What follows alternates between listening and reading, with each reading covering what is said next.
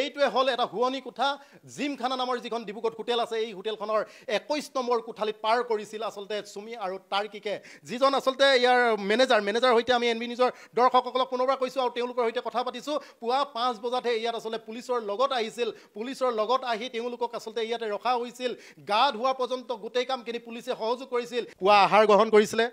আমি এনবি নিউজৰ দৰ্শকসকলক দেখাইছোঁ যিটো প্লেট এতিয়াও পৰি আছে ইয়াতে পুৱা আহাৰ তেওঁলোকে গ্ৰহণ কৰিছিল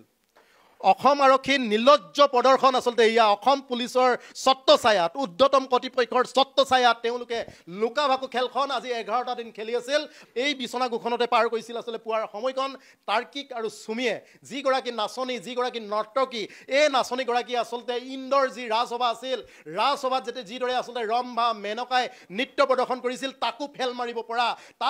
মাৰিব পৰা অসমৰ ডিব্ৰুগড় এইগৰাকী নাচনীয়ে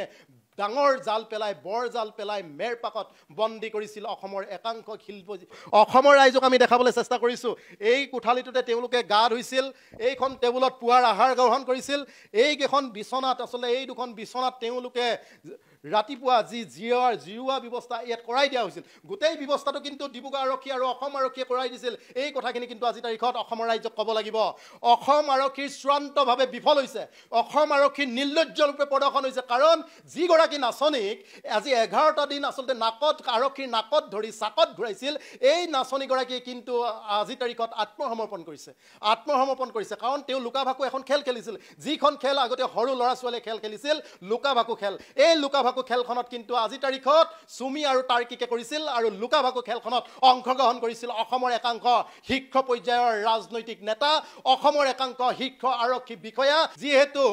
চুমিৰ পাতি লোৱা ভাইক বিশাল ফুকনে আৰু ডিব্ৰুগড় আৰক্ষীৰ ওচৰত ন তথ্য ফাদিল কৰিছিল একাংশ ইউটিউবাৰ নাম কৈছিল একাংশ অসমৰ কথাছবি জগতৰ নাম কৈছিল একাংশ অসমৰ শিল্পী জগতৰ নাম কৰিছিল নাম তেওঁ উল্লেখ কৰাৰ পাছতো এখন দীঘলীয়া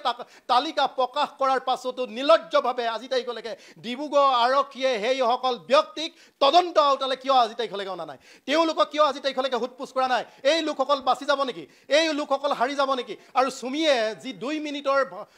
আচলতে ভিডিঅ' ভাইৰেল কৰি সামাজিক মাধ্যমত যি ভাইৰেল কৰিছিলে তাত কিন্তু অসমৰ সংবাদ মাধ্যমে তেওঁ হাৰাশাস্তি কৰা কথা উল্লেখ কৰিছে তেওঁ বদনাম কৰা কথা উল্লেখ কৰিছে এই মুহূৰ্তত কিন্তু অসমৰ সংবাদ মাধ্যমে কেতিয়াও তেওঁক আমি আচলতে হাৰাশাস্তি কৰা নাই তেওঁ যিখিনি কৰা ভুল এই ভুলখিনি কিন্তু অসমৰ সংবাদ মাধ্যমে উদঙাই দিয়াটো অসমৰ সংবাদ মাধ্যমৰ দায়িত্ব আৰু কৰ্তব্য গতিকে আমি দায়িত্ব পালন কৰিছোঁ এটো হেয়া পিছত দিব পাৰি না কি এটো ভাই এটো নিদিয়া আগতে প্ৰিমিয়াম কি পিছত দিব পাৰি না প্ৰিমিয়াম মানে পাবলিক হৈ যাব যে পাবলিক হক যে কাক প্ৰিমিয়াম দিয়ে হ'ব হেটো কোৱা নাই মানে ভিডিওটো যোৱা পিছত প্ৰিমিয়াম হ'ব পাৰি না আমি নিব লাগে ন কোন